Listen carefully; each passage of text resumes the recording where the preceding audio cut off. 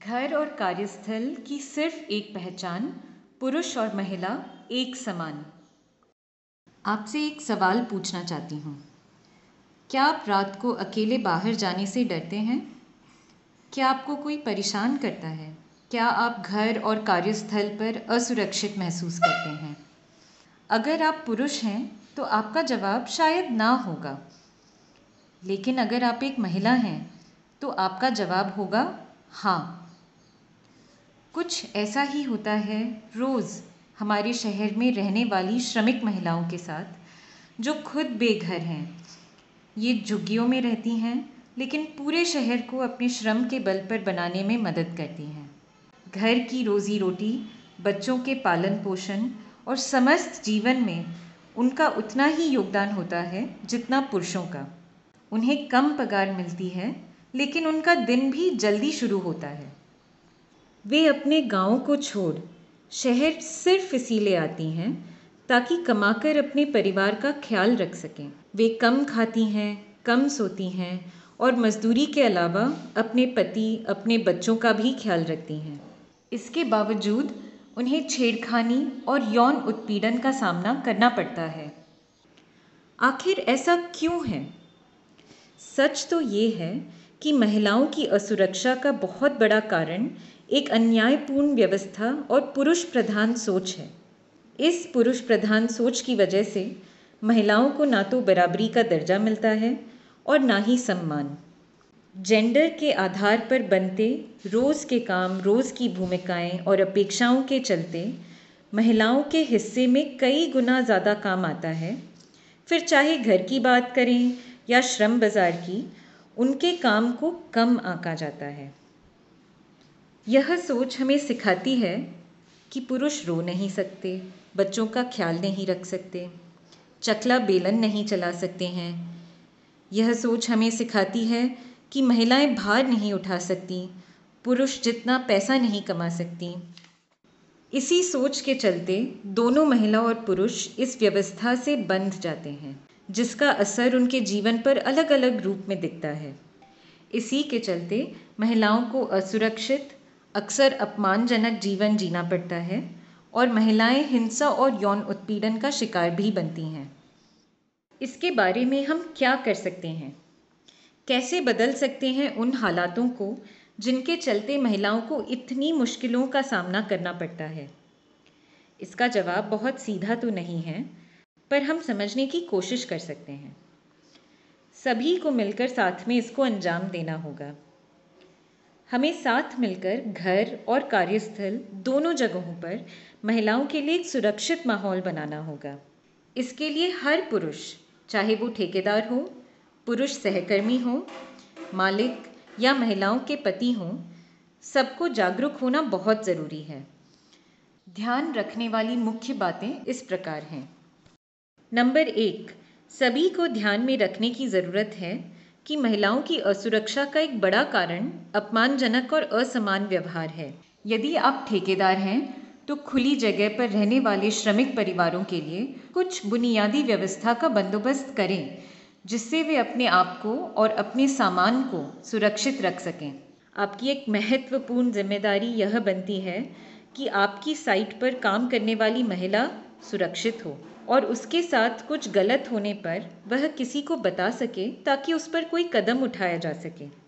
साथ ही इस बात का ध्यान रखें कि समान काम का वेतन भी एक समान हो, काम चाहे महिला करे या पुरुष। नंबर 2, पुरुष सहकर्मी ध्यान रखें।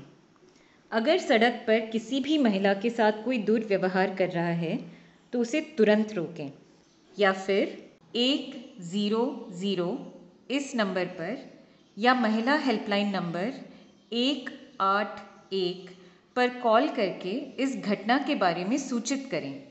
यह सेवा 24 घंटे चलती है, इसके लिए आपके फ़ोन में रिचार्ज नहीं करना होगा।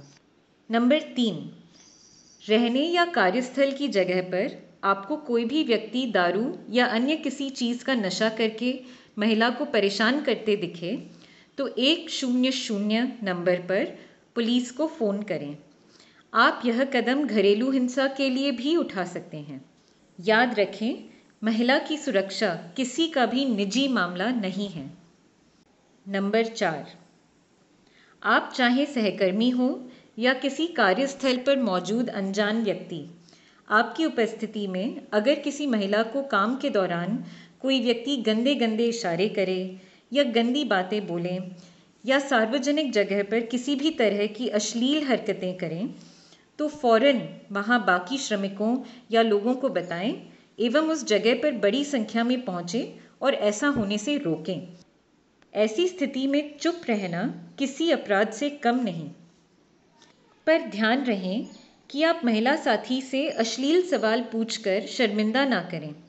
महिलाएं ज़्यादातर डर की वजह से ऐसी बातें किसी को नहीं बताती हैं, जिसका आगे चल के बुरा अंजाम हो सकता है। ऐसे में उनका साथ दें, ना कि उन्हें जिम्मेदार ठहराएं। नंबर 5, रहने की जगह पर आपको स्थानीय लोगों से कोई परेशानी हो, किसी को आपातकालीन स्वास्थ्य सुविधाओं की ज़रूरत हो, तो आजीविका ब्यूरो सूरत केंद्र के नंबर पर संपर्क कर सकते हैं 026125321997। अब आते हैं उन बातों पर जिन्हें लेकर महिलाओं को सतर्क रहने की ज़रूरत है। महिलाओं को ध्यान रखने वाली मुख्य बातें इस प्रकार हैं। काम की शर्तों में अपने ठेकेदार से सुरक्षित रहने की जगह की मांग करें।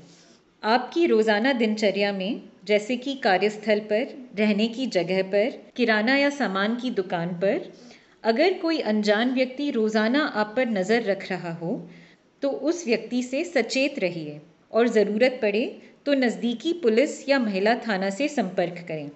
रहने या कार्यस्थल की जगह पर अगर आपका ठेकेदार या सहकर्मी आपको छेड़े, आपसे ज़बरदस्ती करने की कोशिश करे या दारू पीकर आपके साथ बदतमीज़ी या मारपीट करे, तो आप तुरंत महिला हेल्पलाइन 181 पर फ़ोन करें। रोज़ाना जो काम का दाम मिलता है, उससे अधिक दाम देने की बात करके जो ठेकेदार आपको अकेले काम पर बुलाते हैं, उससे सावधान रहें और ऐसे में काम पर ना जाएं। अगर महिलाएं अपने व्यक्तिगत स्वास्थ्य को लेकर चिंतित हैं और उनको कोई जानकारी या सुझाव की ज़रूरत है, तो वे आजीविका ब्यूरो सूरत केंद्र के महिला हेल्पलाइन नंबर पर फ़ोन करके बता सकती हैं।